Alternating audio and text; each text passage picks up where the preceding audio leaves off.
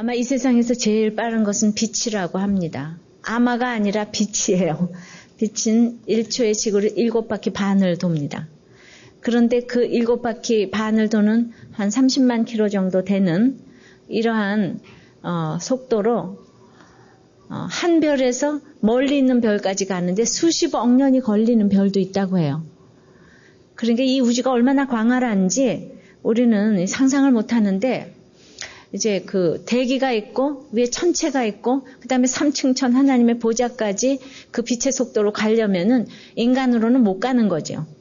그런데 우리가 하나님께 기도만 하면 직통 가는 거지, 하나님의 보좌 앞으로. 근데 그게 가능한 일인 것이요. 그렇게 빛은 그렇게 1초에 7바퀴 반을 돈다고 하는데, 우리가 아프리카 끝에 있는 사람에게도 지금 전화를 하면은 딱 통하지 않습니까? 전화하면 딱 통해요. 이게 하나님의 그 창조 원리를 지금 보여주시는데, 그렇기 때문에 우리가 얼마나 대단한 능력을 가지고 있는지 몰라요. 핵무기가 지금 너무 위험하다고 하지만은 말씀의 위력과 하나님의 능력은 핵무기, 이건 문제가 아닌 것입니다. 이렇게 엄청난 우리가 기도의 그 위력을 가지고 있는데, 오늘 본문 말씀 22절에 보면 너희가 기도할 때 무엇이든지 믿고 구하는 것은 다 받으리라고 그랬는데, 그러면 우리가 기도하는 것은 무조건 다 이루어진다는 뜻입니까? 우리가 기도한 대로 다 이루어진다면 이 세상은 아마 한두 시간 안에 다 망하고 말 거예요. 그죠? 어떤 사람은 그 지구를 폭파시켜달라고 기도를 할 것이고, 뭐 미국을 폭파시켜달라고 기도할 것이고. 그래서 믿고 기도하는 것은 뭔가? 오늘 본문에서 제일 중요한 것은 무엇이든지 믿고 구하는 것은 다 받으리라. 그러니까 믿고가 중요하고, 그리고 그렇게 해서 응답되는 다 받는 그런 기도는 우리가 어떻게 기도해야지 되는지 이제 오늘 본문 말씀을 통해서 살펴보겠습니다. 첫째는 내 죄를 둘러엎어야 됩니다. 다 같이 내 죄를 둘러엎자. 시작. 내 죄를 둘러엎자. 졸지 마시라고. 내 죄를 둘러엎자. 12절입니다. 시작. 예수께서 성전에 들어가서 성전 안에서 매매하는 모든 자를 내어 쫓으시며 돈 바꾸는 자들의 상과 비둘기 파는 자들의 의자를 둘러엎으시고, 지금 예수님은 계속적으로 베드로 신앙 고백 이후에 나는 예루살렘 성전에 들어가서 죽겠다고 하십니다. 왜 그렇게 죽으려고 하셨는가 하면 이 예루살렘 성전에 이렇게 부패가 있기 때문이에요. 근데 기득권층에서 성전 안에서 이렇게 부패가 행해지기 때문에 이거는 말로 해서는 안 되고 주님께서 경고하시다가 죽으실 수밖에 없는 거예요. 그래서 내 옆에서 아무리 말을 해도 듣지 않는 사람들이 있어요.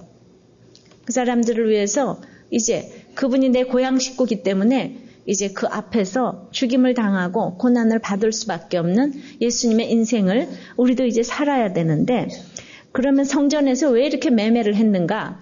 이제 이분들이 그렇게 성전에서 경건을 이익의 재료로 삼고 돈이 우상인 이 사람들이 또 우상 숭배를 하지 않기 위하여서 그 당시에 유월절을 지키기 위해서 한 200만 명이 움직였는데, 200만 명이 성전세를 내기 위해서 로마 화폐로 내면 안 되는 거예요. 왜냐하면 로마 화폐에 거기 로마 황제의 얼굴이 있기 때문에 그것도 우상 숭배라 그러는 거예요.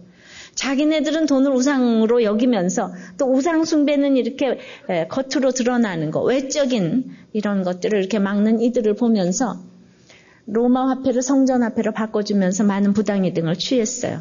그리고 제물로 가져오는 수양수염소, 비둘기 이런 제물을 가지고 제사를 드리러 왔는데 가장 가난한 사람이 드리는 제물이 비둘기였어요. 그런데 이 비둘기가 멀으니까 이거 가져오기가 어렵습니다. 그 사람 통신수단도 막 말도 없었을 테니까 걸어와야 되니까. 부자들은 뭐 나귀 타고 가고 말 타고 갈 터인데. 그래서 그냥 빈손으로 왔다가 성전에 들어와서 한 300-400원 하는 비둘기를 제사장에 그 도장이 찍힌 비둘기가 한 4,000원쯤 했다는 겁니다. 이렇게 부당하게 폭리를 취했는데 대제사장들과 장사꾼들이 야합을 해가지고 이제 이렇게 폭리를 취했습니다. 하나님이 원하시는 것을 행하려 하지 아니하고 자신이 원하는 것을 성전을 이용해서 이제 얻으려고 한 자들인 거죠. 그러니까 이 사람들만 그런 게 아니라 이제 우리도 그런데 그래서 이제 이렇게 성전에서 장사를 했어요. 큰 교회 가서 내 사업이 되겠다. 그리고 큰 교회로 옮기는 사람들이 있어요. 내가 그 교회 사람들한테만 장사를 해도 나는 먹고 살겠다. 예. 그렇게 경건을 이익의 재료로 생각하시면 안 되는데, 그러니까 교회가 점점 많을수록 이런 일들이 횡행해지는 거예요. 이제 교회를 향해서 사업을 해도 뭐가 되는 그런 시대에 우리가 살고 있습니다. 주님은 이렇게 대답을 하세요. 13절입니다. 저에게 이르시되 기록된 바 내 집은 기도하는 집이라 일컬음을 받으리라 하였거늘 너희는 강도의 구려를 만드는도다. 자, 이건 예레미야 7장 얘기를 하는데, 예레미야가 우리 이스라엘 백성이 바벨론 포로로 가기 전에 그때 성전이 또 이렇게 부패했어요. 기도하는 집인데 어떻게 강도의 구려를 만들었는가. 여호와의 집 문 앞에 서서 이렇게 길과 행위는 다르게 하지 아니하고 다 여호와의 전이라 여호와의 전이라 여호와의 전이라 부르짖기만 하는 거짓말을 믿지 말라 그랬어요. 망해갈 때, 바벨론 포로로 인해서 망해갈 때 그때 너무 온 이스라엘 백성이 성전밖에 모르는 거예요. 성전 우상주의인 거예요. 그러니까 가난한 사람들이 200만 명이 서로 모이는데 서로 다 형식적인 예배를 위해서 이렇게 막 모이는 거예요. 루터가 종교개혁할 때도 한 마을에 기도처소가 조그만 마을에도 200곳이나 있었다는 겁니다.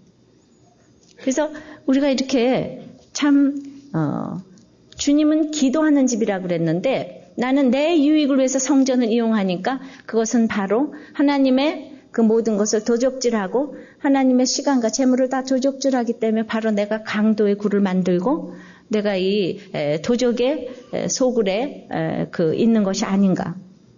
그러면은 기도의 집이 어떻게 강도의 구렬이 되는가.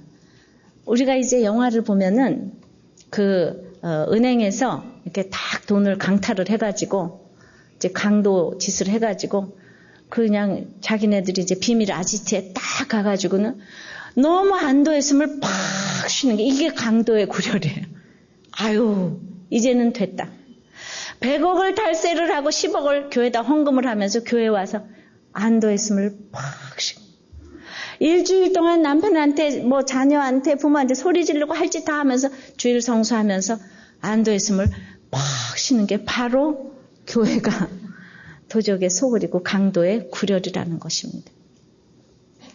여기만 오면은 다 내 죄가 면죄부 될 것 같은 것이에요. 그것은 기도가 아니라는 것입니다. 주님은 이것을 둘러엎으셨어요. 참으로 겸손하게 나귀 새끼 타고 입성하신 주님이지만은 이제 분노하심으로 지금 이거 둘러엎으셨어요. 내가 나의 악을 둘러엎지 못하니까. 그런데 우리는 예수 그리스도께서 내게 임하시면은 하나님의 영이 임해서 내가 성령이 거하는 전이 되는 거예요. 나의 몸이 성령의 전이 되는 거예요. 내가 하나님의 전인 거예요. 고린도전서 3장 16절에. 그래서 내가 이제 하나님의 전이에요. 이제는 눈으로 보이는 그 예루살렘 성전은 없어졌어요. 지금도 있으면 전 세계의 이스라엘 백성이 다 비행기 타고 유월절 지키러 갔을 거예요. 하나님 그것을 막기 위해서 성전이 없어졌어요. 이제 내 몸이 성전인 거예요. 그래서 유형의 성전, 무형의 성전이 이렇게 있다고 합니다. 내가 성전이에요. 그래서 내가 가면 교회가 간다 이렇게 말을 한다고 그랬습니다. 그래서 이제 내가 성전인데 내 안에 그렇게 더러운 것들이 가득 쌓여져 있는 거예요. 돈을 좋아하고 그 악과 음란이 내 속에 있고 술과 담배 다 맨날 채워놓고 있고 나쁜 생각, 나쁜 가치관 이런 것으로 가득 채워놓고 기도를 하면 내 기도를 하나도 응답하지 않으신다는 겁니다. 그런데 내가 내 성전을 너무나 청소를 하지 못하고 둘러엎지를 못하니까 할 수 없이 주님이 둘러엎어 주시는 사건들이 있단 말입니다. 그래서 오늘 너무 기가 막힌 일이 일어났어요. 막 그냥 집이 콩가루가 됐어요. 둘러엎고 내어 쫓김을 당했어요. 여러분들이 하도 여러분들의 악을 처리하지 못하니까 주님이 둘러엎으셨어요. 주님이 내어 쫓으셨어요. 감사하시기 바랍니다. 그러니까 나는 이제 주님이 둘러엎으셨으니까 인정하고 이제부터 나도 둘러엎자. 그래서 내 죄를 이렇게 보시기를 바랍니다. 100% 응답받는 기도를 하기 위해서는 조건이 내 죄를 봐야 되는 거예요. 내 성전을 깨끗이 이렇게 더러운 것들을 내어 쫓아야 되는 거예요. 둘러엎어야 되는 거예요. 아주 강력하게 강조한 말이에요. 둘러 엎어야 된다는 거예요. 거기에서 비둘기를 비싸게 팔아먹게 하는 성직자도 문제지만은 먼 데서 집에서 준비해 오지 않냐고 그곳에 와서 비싸게 그 비둘기를 구입하는 그런 태도도 다 둘러 엎으셔야 될 태도예요. 항상 미리미리 준비를 해야 돼. 교회 올 때 헌금도 좀 미리미리 다 준비하고, 그러니까 여기 와서 갑자기 앞에서 부시럭부시럭거리면서 구겨진 1,000원짜리 하나 내지 마시고 미리미리 준비하는 사람, 비행기, 기차 뭐든지 미리미리 준비하는 사람 싸게 사잖아요. 준비 안 하는 사람 항상 비싸게 사고 먹고 이렇게 되는 거예요. 항상 예비하는 것이 중요합니다. 그래서 이제 나를 둘러엎으실 사건은 무엇인가? 아주 문자적으로 아직도 예수를 믿으면서 사주를 보고 또 제사를 지내고 태기를 하고 그러세요? 근데 오늘 일부 예배는 목자가 아직도 제사 지내러 일부 예배 드리고 가신 분이 계시다니까요. 어쩌려고 그러시냐고 제가 그랬어요. 네, 이제는 좀 둘러엎으셔야 되지 않겠습니까? 성직 매매를 돈으로 하고 하나님의 사랑을 돈으로 사고 이렇게 이런 모든 것들 매매하는 성전 안에서 매매하는 모든 자, 이건 현재형으로 예수님이 보고 계시는데도 계속 팔고 있고 계속 사고 있다는 거예요. 누가 보겠어? 나를 누가 보겠어? 예수님이 보고 계세요. 내 옆에 모든 사람이 예수님인 것을 아시기를 바랍니다. 내 옆에서 식구들이 보고 있고 교회 오면 교회 사람이 보고 회사 가면 회사 사람들이 다 예수님이에요. 보고 계십니다. 이제 얼마나 나를 둘러보셔야 될 것이 많은지 여러분들이 나눠보시기를 바라요. 저는 그 중보기도가 참 위력이 있어야 돼요. 형식적으로 모여서 중보기도를 하면 그 기도를 들어주시겠습니까? 근데 우리들 꽤 많은 분들이 우리들 꽤 중보기도가 참 위력이 있다고 위력이 있다고 기도 제목을 많이 내놓습니다. 왜 그렇겠습니까? 자기 죄를 보지 않는 사람들이 모여서 기도를 하면 효력이 하나도 없어요. 근데 우리 말씀으로 날마다 자기 죄를 보는 사람들이 모여서 기도하기 때문에 응답이 있는 것입니다. 이거 참 중요하다고 생각해요. 그래서 저도 지난번에 이렇게 좀 불미스러운 일이 있을 때 중보기도에 내놨어요. 일주일 동안 막 말씀이 준비가 안 돼. 토요일날 밤중 10시에도 제가 전화가 걸어서 중보기도에 또 내놨어요. 그래서 이렇게 그나마 이렇게 조용하다고 생각을 합니다. 정말 중보기도는 자기가 변하지 아니하고 자기가 더럽게 모든 걸 쌓아놓고 고쳐주시옵소서 해서 되는 게 아니에요. 붙여주시옵소서 되는 게 아니에요. 돈 주시옵소서 그래서 되는 게 아니에요. 낫게 해주시옵소서 되는 게 아니에요. 내가 기도를 하기 위해서는 내가 회개를 해야 되는 거예요. 나를 깨끗하게, 나를 먼저 깨끗하게, 내 자식이 잘 되기 위해서는 내가 깨끗하게, 내 남편이 잘 되기 위해서는 내가 깨끗하게 빨리 내어쫓고 다 둘러엎으셔야 될 것이 무엇인지를 생각해 보시기를 바랍니다. 두 번째는 약자를 위한 기도가 응답받는 기도입니다. 14절입니다. 시작. 소경과 저는 자들이 성전에서 예수께 나옴에 고쳐주시니 이제 이렇게 내 죄를 보기 시작하면요. 갑자기 그 연약한 지체들이 보이기 시작하는 거예요. 보이지 않던 이런 사람들이 보이기 시작하는 거예요. 그래서 시각장애인과 지체장애인들이 이제 성전에서 예수께 나왔어요. 그런데 중요한 것은 정말 이 소경과 전은자들은 예루살렘 성전에서 있을 데가 없는 거예요. 그 성전에서 예수께 나왔어요. 저는 좀 우리들 교회도 힘든 사람들이 많이 오지만은 그리스도 밖에 있는 사람들이 너무 많고 그리고 이혼도 마음대로 하라고 하지만은 또 이혼하고 나면은 정말 있을 수가 없는 교회. 정말 감옥 갔다 오면 있을 수가 없는 교회. 네, 그래서 그 연약한 사람들, 이 소경과 전은자들, 정신적으로, 육적으로 또 영적으로 연약한 자들은 도리어 이렇게 성전에서 나올 수밖에 없는 그런 시대에 우리가 살고 있는 것이 아닌가. 그래서 한국교회 개혁을 이렇게 다 부르짖는 것이 아닌가. 어떠신 것 같습니까?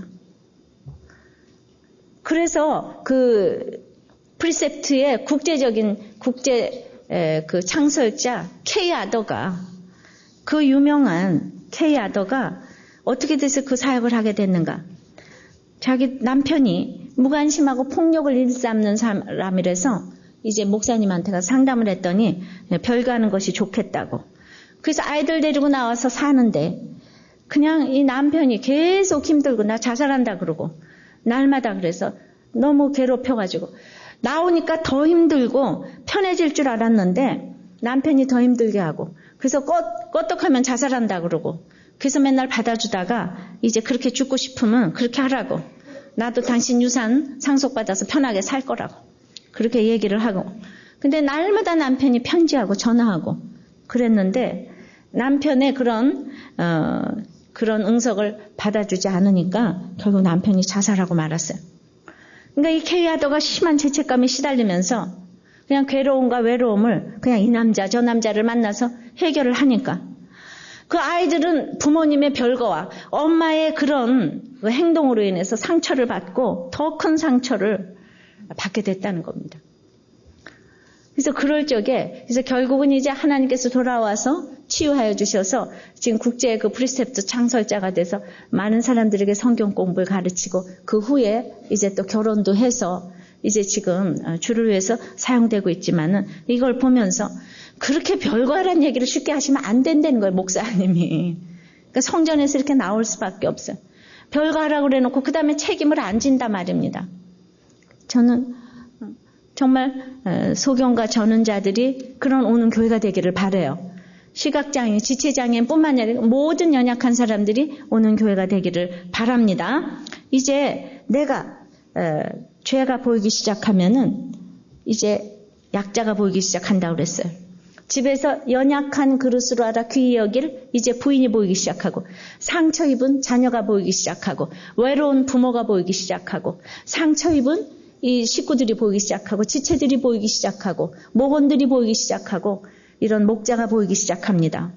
우리는 그냥 내 죄를 보지 못하면서 누군가를 위로한다는 것은 말이 안 돼요. 그냥 나는 위로해주고 들어주고 그냥 나는 가만히 앉아서 눈물 흘려주고 이건 뭐 얼마 못 가요.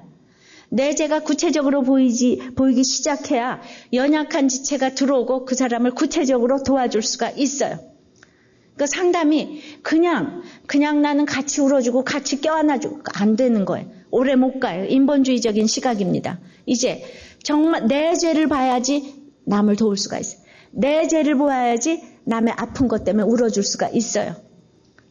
이 순서가 문맥이 이렇게 되어 있습니다. 그래서 우리가 얼마나 이제 남을 위해서 기도를 해야지 되는지 예를 들어서 이제 이혼하라고 하지만은 우리가 지금 여호수아를 요새 묵상을 하지 않습니까?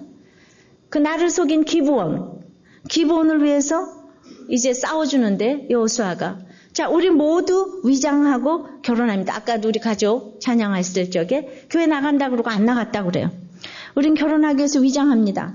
학벌을 위장하고 재물을 위장하고 그런데 여호수아가 하나님한테 묻지 않아서 탐심으로 기브온한테 속았어요.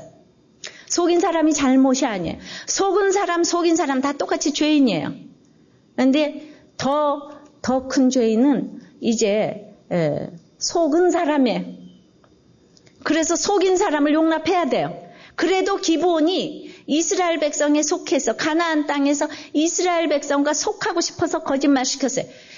예수 믿는 부인과 결혼하고 싶어서 위장을 한 거예요. 그래서 결혼했어요. 그럼 거짓말 시켰다고 내어 쫓아요? 슬플 때나 기쁠 때나 죽음이 갈라놓을 때까지 하나님이 짝지어 주신 것을 사람이 나누지 못할지니라 약속했으면 이제 그 약속을 지켜야 돼요. 그래서 지키려고 보니까 기브온한테 다섯왕이 쳐들어왔어요. 이걸 도와줘야 돼요. 내가 위장을 해서 살아주려고 했는데 보니까 술 마셔, 담배 펴, 폭력을 일삼아, 알코올 중독에 바람까지 펴. 근데 그 다섯왕을 다 목을 밟아줘야 되겠는데 우리는 다 그냥 기법하는 거예요. 못 살아 이렇게 되는 거예요. 그런데 그때 여호수아가 그 다섯왕을 물리쳐주면서 태양아 머무르라 달아 머물르라 그런 기도를 했습니다. 그랬더니 달이 머물렀고 태양이 머물렀어요. 그들을 위해서 싸워줄 날이 길어야 되는 거예요. 그 사람의 구원을 위해서 날이 길어야 되는 거예요. 빨리 죽었으면 하는 게 아니라 저 사람이 구원되기 위해서 더 살아야 되는 거예요. 이런 기도 하실 수 있겠어요? 그랬더니 그 여호수아 10장 14절에 이런 얘기가 나오는 거예요. 여호와께서 사람의 목소리를 들으신 이 같은 날은 전에도 없었고 후에도 없었나니, 여호수아가 자기네 민족을 위한 여리고성 싸움, 아이성 싸움에서 이 기도를 한 게 아니에요. 나를 속인 기브온을 위해서 기도를 할 때에 이 같은 소리를 전에도 들은 일이 없고 후에도 들은 일이 없고 100% 응답받는 기도는 그렇게 남을 위해서 기도할 때 그 기도가 응답되는 줄을 믿습니다. 그것도 나를 속인 기브온, 나를 속인 남편, 나를 속인 부인, 이런 정말 배우자를 위해서 다 남이었잖아요. 그런데 그 기도는, 이 엄청난 기도는, 이렇게 사람의 기도를 들은 적은 전에도 후에도 없대요. 여러분들, 이렇게 내가 남을 위해서 기도할 때 하나님은 내 기도까지도 구하는 것마다 다 들어주실 줄을 믿습니다. 그러니까 내가 기도가 응답이 되려면 뭐라고요? 내 죄를 봐야 되고, 이렇게 연약한 자를 위해서 가야 되는 거예요. 자기의 이기적인 것을 기도하기 때문에, 가득 더러운 것을 채워놓고 기도하기 때문에 기도가 응답이 하나도 안 되는 거예요. 계속해서 대조하십니다. 15절 16절이에요. 시작. 대제사장들과 서기관들이 예수의 하시는 이상한 일과 또 성전에서 소리질러 호산나 다윗의 자손이 하는 아이들을 보고 분하여 예수께 말하되 저희 하는 말을 듣느뇨? 예수께서 가라사대 그렇다. 어린아기와 젖먹이들의 입에서 나오는 찬미를 온전케 하셨다 함을 너희가 읽어본 일이 없느냐 하시고, 이제 15절 16절에서 또 한 번의 대조를 보여주십니다. 대제사장들과 서기관들과 어린아기와 젖먹이의 이 대조를 보여주셔요. 자, 소경과 전능자들이 와서 고침을 받았어요. 변화가 됐어요. 이거는 돈으로 할 수 있는 일이 아니잖아요. 돈으로 재물은 사서 예배를 드릴 수 있지만은 소경과 전능자들을 고치실 수 있는 분은 아무도 없는 거예요. 내가 손도 못 대던 사람이 고침을 받았어요. 내가 손도 못 대던 사람이 다른 교회 가서 고침을 받았어요. 내가 손도 못 대던 사람이 다른 목장에 가서 고침을 받았어요. 그러면 너무 기뻐해야 되겠는데, 이 대제사장하고 서기관들은 그 지위와 학식을 가지고 막 이상한 일이라고 그래요.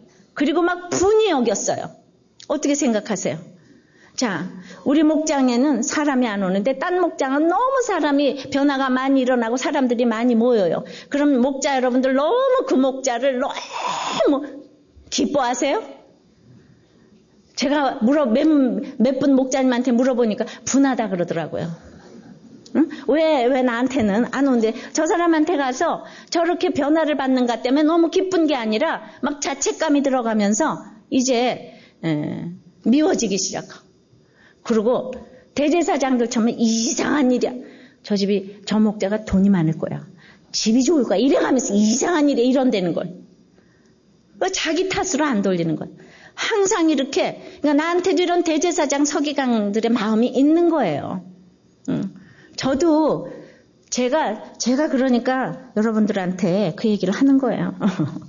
그러니까 저는 그 맨 처음에 이 교회를 개척할 때는 이렇게 사실 부흥된다는 건 상상을 못했어요. 그런데 이제는 부흥되고 보니까 우리는 교회는 부흥되어야만 해, 또 이런 생각이 들어서 이제 또 막 부흥한다는 교회가 있으면은 막 너무 기분 좋은 게 아니라 내가 뭘 못했나 이런 생각이 들면 가슴이 덜렁덜렁 떨리는 이런 마음이 들어가더란 말입니다. 도대체 이 마음이 뭐냐고요. 제가 영혼구원 때문에 교회를 하는데 왜 이렇게 떨리는 마음이 생기냐고요. 이거 생각을 해보니까 아직도 이제 내 속에 청소할 것들이 많이 있는 거예요. 내가 이제 이걸 다시 한번 쭉 생각해봤어요. 근데 나는 여자 목사로서 뭔가가 이건 우습게 되면 안 돼. 이런 강박관념이 있습니다, 제가. 하나님께서 저를 시작하게 하셨으니까, 내가 이 모든 피아노 선생까지 내 번지고 했으니까, 이제는 정말 우스개는 되면 안 돼. 이런 강박관념이 있는 거예요.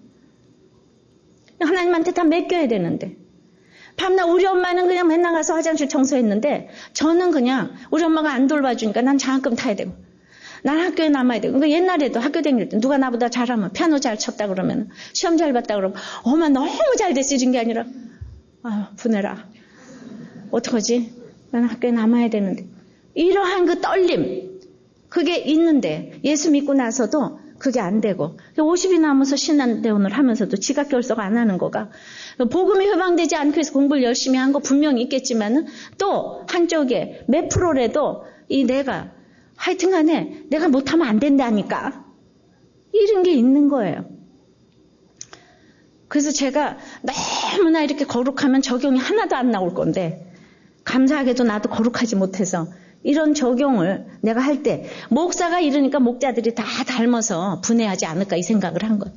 그러니까 목자들이 분해하는 건 다 이 목사 때문이에요.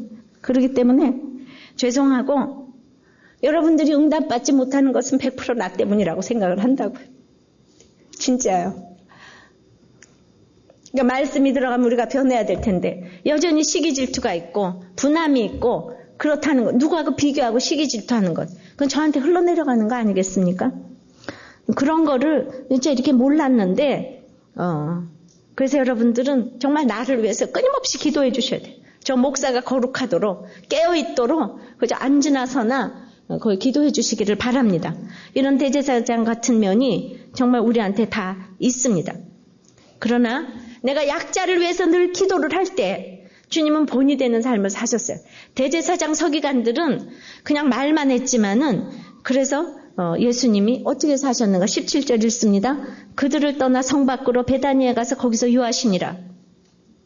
주님은 이제 약한 사람들 성전이 자기 집인데도 불구하고 지금 그들을 떠났다는 것은 성전을 떠났다는 것보다는 대제사장과 서기관들을 떠났어요. 자, 18절에 보면은 이른 아침에 성으로 들어오실 때 시장하셨으니까 하룻밤을 주무시지를 아니하고 예루살렘 성을 떠나서 베다니에 가서 하룻밤을 주무시고 들어오셨어요. 이런 기가 막힌 일이 어디 있습니까? 주님은 이제 어떠한 인격적인 교제도 대제사장과 서기관들 이제 단절하겠다는 의미가 있어요. 이제는 신앙이 성숙해 갈수록 악에 대해서는 이제 견딜 수 없어 하는 마음이 있어야 돼.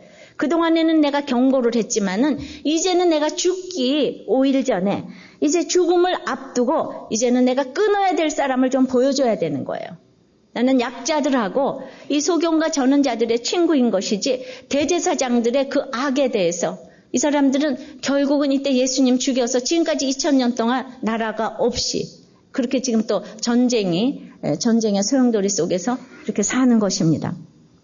우리는 약자라고 끝없이 같이 교제하라는 것이 아니고 이 약한 중에 악이 있기 때문에 그 악을 골라내고 그 악을 끊어야 돼.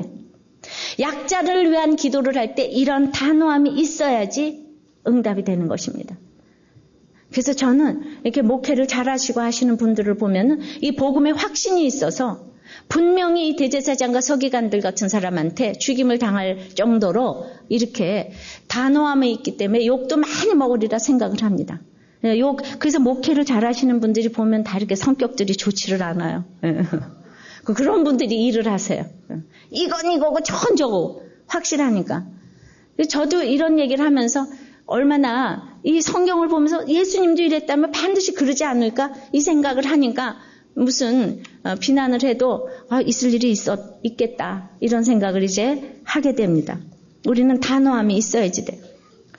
그런데 주님은 그 하루를 지내지 못하는 하루를 같이 있어도 숨이 안 쉬어지는 사람 이런 사람이 있다는 걸 아셔야 돼. 직분이 아무리 좋아도 이젠 좋은 게 아니에요. 이젠 뇌물을 주는 게 못 견뎌야지 돼. 이제는 정말 마약하는 사람들하고는 살 수가 없는 거예요. 내 남편이 날마다 거짓말만 하면 내가 죽음이 엿새 남았다면 이제 단호함을 좀 보여야 돼.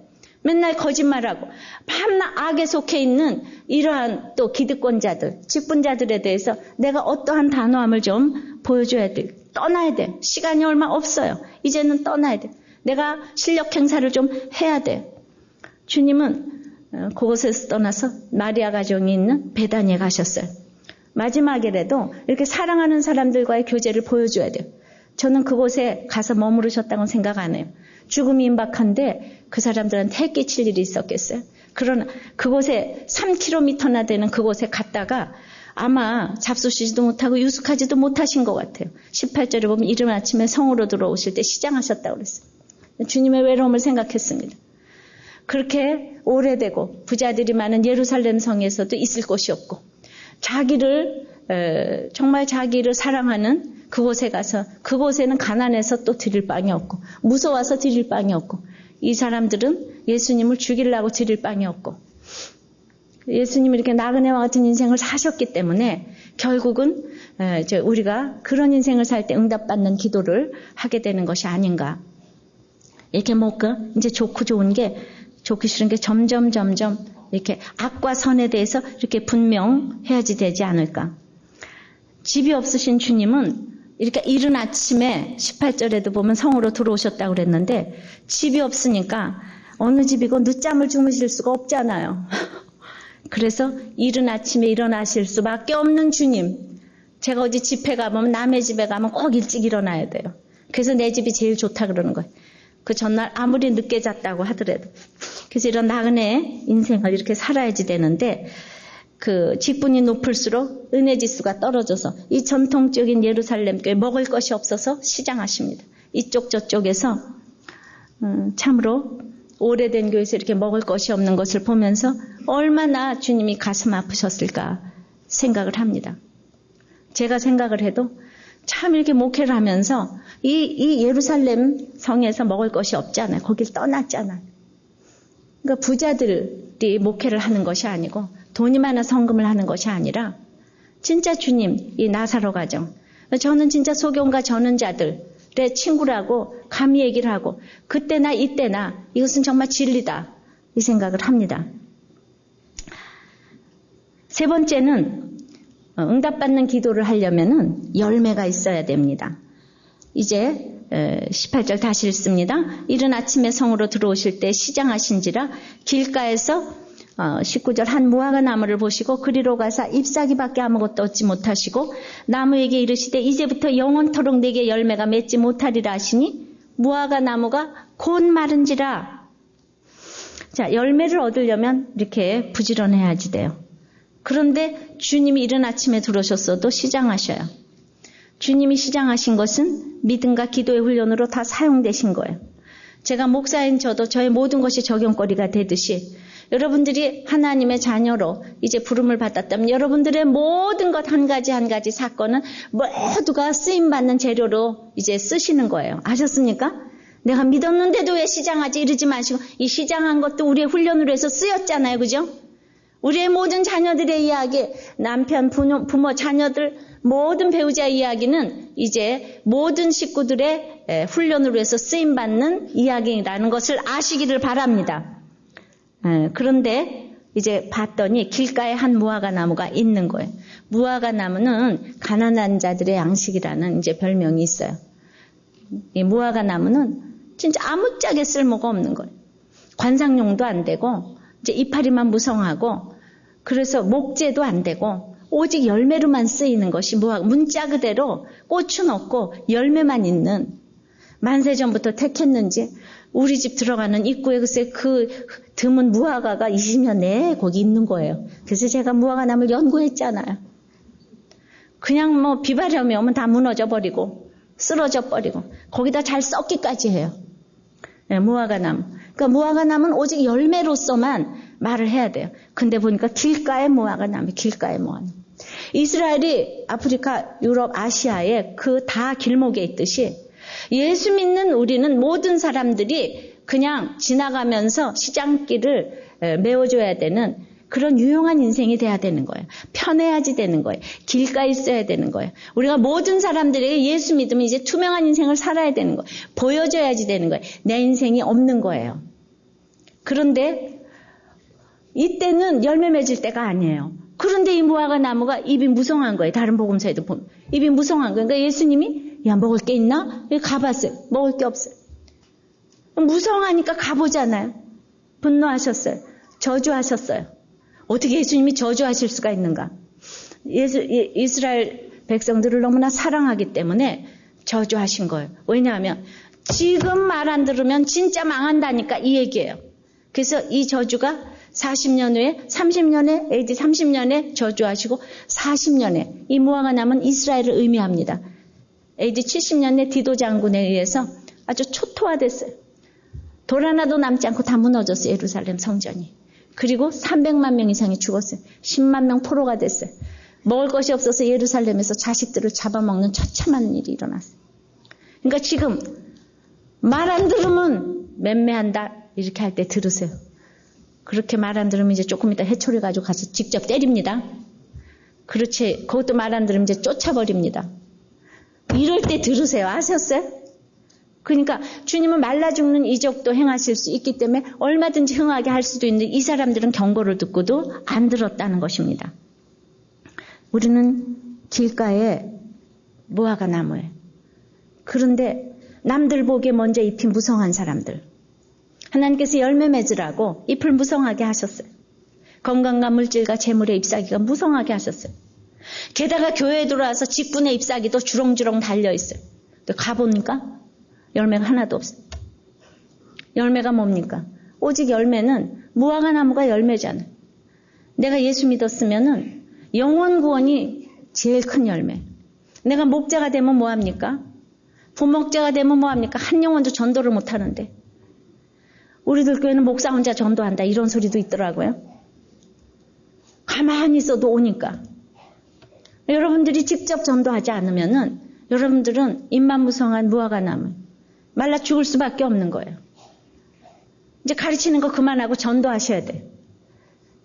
우리 여기가 아파트도 없는데, 그냥 걸어오는 사람도 없는데. 여러분들이 그렇게 전도하지 않으시기 때문에 누구도 여러분들 기도가 응답이 될 수가 없는 것입니다. 그렇기 때문에 어떻게 그렇게 무화과 나무가 곧 말릴 수가 있느냐고 20절에 제자들이 보고 묻습니다. 20절 시작. 제자들이 보고 이상히 여겨 가로되 무화과 나무가 어찌하여 곧 말랐나이까? 이름하여 이 사람이 또 베드로입니다. 베드로는 항상 이렇게 뭐 이렇게 몰라요. 그냥 모르는데, 여러분들도 모르는데 특징은 잘 물어봐요. 베드로는 우리 모르는데 모르는 척하지 않고. 그러니까 이 베드로에게 베드로가 이렇게 얘기하는 거예요. 아니, 저 사람은 예루살렘 성에서 저렇게 잎사귀가 무성하고 믿음이 좋아 보이는데 왜 어찌하여 이렇게 말랐나이까? 어떤 학생이 물었습니다. 몇 년 전에 어떤 코스타 갔는데 자기 아버지를 위해서, 구원을 위해서 눈물로 기도하던 어머니가, 아버지 구원을 위해서 그렇게 믿음이 좋았다고 여겼던 어머니가 세상에 평생을 그렇게 사셨는데 아버지가 돌아가신 후에, 이 안 믿는 아버지가 돌아가신 후에 석 달 후에 어머니가 자살하셨다는, 이걸 어떻게 해석해야 돼? 우리가 입만 무성하면 사건이 나면 이렇게 삐삐 마르는 거예요. 사건이 나면 해석이 안 돼. 말라 죽는 거예요. 도무지 내가 해석이 안 된다는 게 우리의 얘기예요. 어떤 여기 전도사님이 오셔서 그렇게 얘기해요. 우리들 교회 와서 하나님 100% 오르시다 하고 인생이 해석된다는 기가 막힌 목사님 오록을 들었다고. 그 얘기가 뭔 얘기인가 했더니 오니까, 예배 오니까 알겠더라고. 똑같은 말씀인 것 같은데 내 인생이 해석이 안 돼가지고 이제 삐삐 말라 죽는 거예요. 이게 바로 잎만 무성한 나무입니다. 내가 전도하지 않으면은 여러분들이 오고 가는 길가에 앉아서 오고 가는 말에 상처 다 받고, 길가에 앉았으니까 또 안 듣는 얘기가 없다니까요. 그래서 비난하는 말, 칭찬과 비난에 연연해서 이게 삐삐 말라 죽는 거예요. 한마디에 그냥 다 죽고 싶은 거예요. 그러니까 그 엄마가 그냥 남편 없는 과부라 이러니까 자살했을 거예요. 내가 어쩌다가 이런 얘기를 듣는가. 과부가 과부지 뭐예요. 가난하면 가난하다고 그래야지. 자식도 공부 못하는 주제, 자식 공부 잘해? 못하지. 그런 얘기를 그냥 올소이다 하면 되지. 뭐 이렇게 파르르 떨면서, 파르르 이게 중요한 거예요. 그러면서 그렇게 삐삐 말라 죽냐 이 말입니다. 아니, 그렇게 믿음이 좋은 줄 알았는데 어째 그렇게 곧 말라 죽을 수가 있어요. 그래. 어떻게 그렇게 다 우울증 걸리고 뭐 다 해서 다 죽는데요. 도무지 해결이 안 되는 거예요. 자, 그러니까 21절에 시작. 예수께서 대답하여 가라사대 내가 진실로 너에게 이르노니 만일 너희가 믿음이 있고 의심치 않냐면 이 무화과 나무에게 된 이런 일만 할 뿐 아니라 이 산더러 들려 바다에 던지우라 해도 될 것이요 너희가 그때 기도할 때 무엇이든지 믿고 구하는 것은 다 받으리라 하시니라. 예루살렘에 좋은 땅 차지하고 불모지로 만들지 말고 성전이 우상이 돼서 왔다 갔다 하지 말고 이제 하나님을 믿으라는 거예요. 이제 내가 제발 길가에 무화과 나무라는 것을 알고 잎사귀가 무성하다는 것을 알고 열매가 없다는 것을 알고 회개하면서 기도하면 들어주시는데 22절에 보니까 시작 너희가 기도할 때 무엇이든지 믿고 구하는 것은 다 받으리라. 믿음은 의심치 않는 거예요. 틈이 없는 거예요. 서로 신뢰가 없다면 부부간에 신뢰가 없다면 이건 금세 무너져요. 부부간에 신뢰가 있다면 돈도 벌고 모든 자녀 교육도 잘 돼요. 부부간에 자식간에 부모 자식간에 신뢰가 있으면은 집이 부흥하는 거예요. 나라에서도 큰일을 하는 거예요. 우리가 대통령을 신뢰하면은 저절로 일이 되는 거예요. 서로 신뢰할 때는 안 주는 것까지도 나를 사랑해서 안 주는 거야 이런 신뢰가 있습니다. 저는 정말 그거 자랑하고 싶어요. 우리들 교회가 사역자가 많아서가 아니라 우리 사역자들끼리 진짜 너무 신뢰하는 거예요. 요만큼도 틈이 없어요. 뭘 해라 안 해라 감시하는 게 없어요. 그래서 사람이 많아서 문제가 아니라 정말 일당천 일어나는 분들이 우리들 교회 사역자예요. 그렇기 때문에 제가 교회를 해갈 수가 있어요. 다른 교회 얘기 들어가면 사역자들이 맨날 싸운대요. 맨날 뭐 무시하고 이런다 그러는데 정말 서로가 이렇게 너무나 신뢰하는 이런 사역자 가운데도 이렇게 신뢰하니까 교회가 이렇게 부흥하지 않습니까? 무슨 말을 여러분들이 들어보지 못하셨으리라고 생각을 해요. 저는 부부간의 이런 얘기도 정말 이렇게 모두가 신뢰하는 여러분들이 되시기를 바랍니다. 근데 지도자인 대제사장은 예수님과 같은 지도자 입장에서 주님을 늘 불편하게 해드리고 믿고 구하는 것이 인격적인 기도인데 이 기복적인 기도를 하기 때문에 아무것도 기도가 응답되지 않는 것입니다. 그래서 이번 주간에도 올라온 이 고백을 좀 올려드리겠어요. 오래간만에 우리 자매가 올렸어요. 자, 이 자매는 어떤 자매? 남편이 바람피고 이제 2년이나 안 들어오는 자매예요. 사글세 빵에서 이 자매가 지금 살고 있어요. 2년 동안 우리에게 너무 은혜를 끼쳐주었어요. 삐삐 말라서 죽지 아니하고 너무 살았어요. 독야청청해서 잎사귀만 푸른 게 아니라 열매까지 있어요. 그런데 이 남편이 뭐 아프다는 얘기가 들렸어요. 남편이 아프다는 말에 마음이 녹았지만 남편에게 해줄 말이 있는데 용기가 나질 않아서 귀에만 엿보고 있다가 이제 집으로 오라 그래가지고 이제 잠이 들었는데 아침에 일어나서도 언제 말할까? 밥 먹기 전에 말할까? 다 먹으면 말할까? 그래 다 먹고 물잔 들을 때 할까? 이렇게 생각해요. 물잔을 들을 때 이 남편의 이름을 불렀어요. 준영이 아빠. 남편이 나를 쳐다봅니다. 이렇게 진지하게 불러본 것이 처음이라서 막 어색한 웃음이 나옵니다. 왜냐하면 들어도 대답도 안 하니까. 말하는데 가슴이 뭉클합니다. 이렇게 대답을 했대. 당신이 이렇게 나가서 지내도 내 남편으로 있어줘서 얼마나 안심이 됐는지 몰라요. 우리 같이 먹고 같이 자고 같이 살아요. 그리고 오늘만 오세요. 내일도 모레도 오늘만 오세요. 저는 어떻게 이런 말을 이렇게 쓰는지 몰라요. 내일도 모레도 오늘만 오세요. 남편 옷을 갈아입는데 얼른 부엌으로 가서 밖에 있던 신발이 차가울까 봐 안에다 들여놓고 그 아들을 번쩍 들어 남편 등에 엎이면서 남편을 꽉 끌어안으면서 울었습니다. 가운데 낀 아들이 끙끙대더니 내려달라고 합니다. 이제 남편 앞으로 가서 끌어안으며 오늘만 꼭 오라고 하면서 한참 울었습니다. 팔만 잡아도 손을 팽개치던 사람이 그냥 조그만 목소리로 놔. 너무 놀라운 일이에요. 이 남편이 놔 한 건. 맨 처음에 올라온 글은 남편이 얼마나 욕하고 뭐 폭력을 일삼았는데 요새 그거 하나도 없어요. 가끔 들어와도. 그러더니 남편은 다시 나갔습니다. 저녁에도 전화를 했는데 받지 않아서 저녁 준비해놨으니 언제든 와서 드세요. 라고 문자를 보냈습니다. 자, 여호사를 보면서 하나님께서 그 땅의 전쟁이 그쳤더라. 이 말씀이 나와 무슨 상관이 있는지 했지만은 사건으로 말씀해 주셨습니다. 나를 배신하고 떠났던 남편이 십자가의 말씀인 예수님이 너무 좋아서 내가 말씀에 기쁘면 기쁠수록 남편도 갈수록 집에 발을 들여놓지도 않고 그 들여놓지도 않던 남편의 강팍함을 보면서 얼마나 내가 남편과 똑같이 더 강팍하구나를 알게 하셨고 이 남편의 강팍이 아닌 이 전쟁에서 이제 드디어 제 강팍을 물리쳐 주셨습니다. 할렐루야! 예, 이게 기도가 응답받는 거예요. 내 생각대로 하고 싶지만 하나님이 원하시는 대로 살고자 발버둥 쳤던 나의 하루. 내가 세상으로 돌아가지 않게 하시려고 나를 메고 있는 멍에가 하나님이 나한테만 주시는 최고의 기업인 것을 오늘도 또 알았습니다. 내가 세상과 친해질까 봐 서두르시는 하나님의 초급함. 이 멍에를 기뻐할 수 있기를 간절히 기도드립니다. 아멘. 이제 말씀을 맺어요. 우리가 무엇이든지 믿고 구하는 것을 다 받으려면은 첫째 자기 죄를 둘러 엎어야 된다고 그랬어요. 내가 성전인데 내 성전 속에 있는 욕심과 내 뜻과 술, 담배와 이 모든 나쁜 생각들을 하도 둘러엎지를 못해서 주님이 지금 둘러엎어 주셨어요. 감사하시길 바랍니다. 주님이 내어 쫓아 주셨어요. 그래서 남편이 집을 나갔어요. 자식이 집을 나갔어요. 사업이 망했어요. 주님이 둘러엎어 주셨어요. 우리는 이제 약자를 위한 기도가 응답받는 기도예요. 내 죄를 볼 때 약한 지체들이 보이기 시작합니다. 연약한 부인이 보이고 자녀가 보이고 식구가 보이고 목원이 보이고 목자가 보이기를 시작합니다.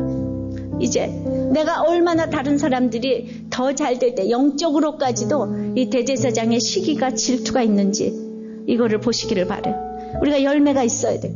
나는 길가의 무화과 나무에 지나가는 모든 사람들에게 허기를 채워줘야 되는데 무성함만 자랑하면서 자랑만 하면 삭벌과 재물과 물질만 자랑하면서 막상 가벼우는 먹을 것이 하나도 없어요.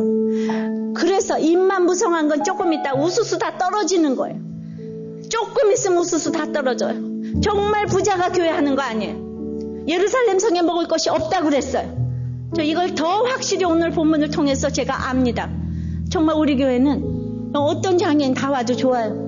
소경과 전은자들이 다 와도 하나님께서는 반드시 그들을 고쳐주실 것을 믿습니다. 힘든 사람들만 저는 더 같이 가야 된다는 생각을 더 간절히 하게 됩니다. 이런 마음으로 기도를 할 때 기적이 일어납니다. 이런 마음을 가지고 주를 위해 구하는 사람은 이제 지금도 홍해가 갈라지고 사막에서 꽃이 피고 바위에서 물이 나오는 것을 볼 것입니다. 이런 능력의 기도를 주께서 제자들에게 무기로 주셨어요. 우리는 할 수 있는 방법이 없을 때 기도나 하자가 아니에요. 기도가 가장 특권이에요. 이제 어디서나 무슨 일이 할 때 응답받는 기도를 하시기를 바랍니다. 우리가 내 백성이 겸비하여 기도하면 주께서 고쳐주신다고 합니다. 찬양합니다. 이제 우리 죄가 보일 때 우리가 약한 지체들이 보이기를 기도하시기를 바랍니다. 우리 약자를 위한 기도가 응답받는 기도인데 이제 연약한 부인과 자녀와 식구와 목원 목자 다 보이기를 원하고 우리가 내가 정말 그들이 변화되었는데 같이 기뻐하지 못하는 이 대제사장의 분함과 시기 질투를 회개하시기를 바랍니다. 우리는 나를 속인 기본 같은 자를 위해서 목숨을 내놓고 기도해야 되는데 우리가 이렇게 기도하지 못하기 때문에 응답받지 못하는 것이 당연하다는 것을 아시고 아무리 찔림이 있어도 곧 사그러지고 이런 것들이 응답이 오다가 마는 것이 얼마나 많은지 모른다고 우리가 제발 이제 내 죄를 보면서 이 약한 지체가 보이게 해달라고 이것을 위해서 우리가 기도합니다. 다 같이 기도합니다. 이제 우리가 길가의 무화과 나무가 되어서 이제 지나가는 모든 사람들에게 허기를 채워주는 열매 있는 인생이 되게 해달라고. 참으로 내가 이런 믿음을 가지고 주를 위해서 구하는 사람 지금도 홍해가 갈라지고 사막에서 꽃이 필 것인데 우리는 잎사귀만 무성하고 열매가 없다는 것. 하나님께서 구원을 위해서 나에게 재물과 건강과 자녀와 부모와 형제 많은 잎사귀를 많이 주셨는데 가진 직분의 잎사귀도 주렁주렁 달렸는데 한 영혼도 주께로 인도하지 못하고 곧 우수수 지금 우리가 떨어지게 생긴 것을 알게 하시고 정말 이거 고쳐달라고. 나는 모든 사람들이 지나가다 먹히는 인생이 돼야지 될 터인데 길가에 앉아서 이 얘기 저 얘기만 하고 먹을 것이 하나도 없는 사람이 아닌가. 가는 거 오는 거 다 참견하면서 이제 나는 그런 사람이 되지 않게 해달라. 우린 곧 말라서 죽을 수밖에 없어. 그런 말라 죽는 게 나 때문인 것을 오늘 알게 하시고 이제 정말 내 죄를 둘러엎고 약자를 생각하며 전도의 열매를 맺어서 모든 기도가 응답되기를 기도하십시다. 이 시간 특별히 주를 위해서 봉사하는 헌신자들을 위해서 기도하시기 바랍니다. 그 모든 수고가 헛되지 아니하고 열매 맺어서 능력을 허락하시고 그 모두 섬기는 식구들의 권 허락하시고 특별히 오늘 이 시간 약자 중에 약자인 우리 북녘동포를 위해서 기도할 때에 아버지 하나님 그들의 처참한 것을 위해서 기도하고 그들이 먹을 것이 없고 공산치하여서 예수도 믿을 수가 없고 가치관도 변할 수 없는 내 민족을 위하여서 상관없는 것이 아니고 내가 북녘동포를 위해서 기도할 때 내 가족이 구원받을 것을 믿고 오늘 이 북녘동포를 위해서 또 기도합니다. 다 같이 기도합니다. 무엇이든지 믿고 구하는 것은 다 받으리라 하셨는데 기도의 특권을 주신 주님 감사합니다. 기도의 대상이신 하나님이 내 아버지이신 것이 참 감사합니다. 그런데 아직도 아버지 기도 응답을 받지 못하는 것은 내 속에 들러 퍼여질 악이 너무나 많기 때문인 것을 알았습니다. 주님, 제대로 살지 못하면서 설교를 하며 참으로 봉사를 하며 주일 성수를 한다고 너무 안도의 숨을 내쉬며 이 성전을 강도의 굴렬로 만들고 있는 것을 알았습니다. 주님, 내가 너무나 나의 이 모든 악을 정말 이 악과 음란과 시기 질투, 정말 술과 담배와 아버지 나쁜 생각들, 나쁜 가치관들, 언어와 나쁜 언어, 폭력, 이 모든 것을 너무나 물리치지 못하니 하나님이 이제 끔찍한 사건을 주셔서 엎으셨습니다. 아버지 하나님 내어줘 주셨습니다. 주님 감사합니다. 우리에게 사건을 주신 하나님을 찬양합니다. 주님, 그러므로 이제 내가 내 죄를 보기 시작하니 약한 지체들이 보이기 시작합니다. 주님, 연약한 부인을 보게 하시고 상처받은 남편을 보게 하시고 아버지 하나님 참으로 자녀를 보게 하시고 외로운 부모를 보게 하시고 아버지 하나님 정말 괴로워하는 지체들을 보게 하시고 채울하게 하여 주시옵소서. 아버지 하나님 참으로 나를 속인 기본을 위해서도 이제 목숨을 내놓는 기도를 했을 때 나를 위한 기도가 아니라 나를 속인 기본을 위해서 기도했을 때 이 기도는 전에도 후에도 그 소리를 들은 일이 없는 기도로 응답해 주셨습니다. 우리가 남을 위해서 기도할 때 내 기도까지 응답된다는 것을 알기를 원합니다. 아버지, 우리는 그렇게 할 수 없습니다. 그러나 우리가 아버지 안에 이 마음을 알고 저희들이 기도하기를 원합니다. 아버지, 빛보다도 빠른 하나님 보좌를 움직이기를 원합니다. 아버지 하나님, 그러나 아버지 하나님 참으로 성전에서 나온 아버지 하나님 이 소경과 전능자들을 무시했던 대제사장들의 무시가 우리에게도 있는 것을 알았습니다. 아버지의 분함이 있는 것을 알았습니다. 오 주여, 불쌍히 여겨 주시옵소서. 그러므로 나는 길가의 무화과 나무가 돼서 가는 사람 오는 사람에게 먹혀야지 될 인생인데 아버지 하나님, 아버지 하나님 주님께서 자녀와 물질과 이 모든 아버지 하나님 무성한 잎사귀를 가지고 직분도 주렁주렁 달려가지고 아버지 열매를 맺지 못하고 영혼 구원에 대해서 애통하지 않으며 아버지 하나님, 그래서 우리는 조금 있다가 우수수 말라 떨어질 인생뿐인 것을 아직도 모르기 때문에 안타깝게 주님께서 말씀하신 음성을 듣기를 원합니다. 이제 열매를 맺기를 원합니다. 아버지 하나님, 모든 것 가지고 이제 응답받는 기도 인생을 살기를 원합니다. 이 시간 특별히 헌신자들을 위해서 기도하오니 이 모든 아버지 하나님 가장 좋은 최고의 응답이 오늘 말씀이 임하는 인생이 되어서 아버지 하나님 자기의 죄를 보며 약자를 불쌍하게 여기며 아버지 하나님 열매가 무성한 그것을 응답하여 주시고 식구들의 구원을 정말 주님께서 인도해 주시옵시며 약자 중에 약자인 북녘동포를 불쌍히 여겨주시고 처참한 가운데서 사는 내 민족 아버지 하나님, 예수의 예자도 들어볼 수 없는 그곳 아버지 하나님, 정말 우리가 목숨을 내놓고 기도할 때에 봐도 응답은 우리 자녀들이 받고 우리 식구들이 받는 것을 믿습니다. 우리가 그들을 불쌍히 여겨달라고 기도하는 우리 민족이 되기를 원합니다. 우리가 100% 응답받는 기도를 하기를 원합니다. 감사합니다. 예수님 이름으로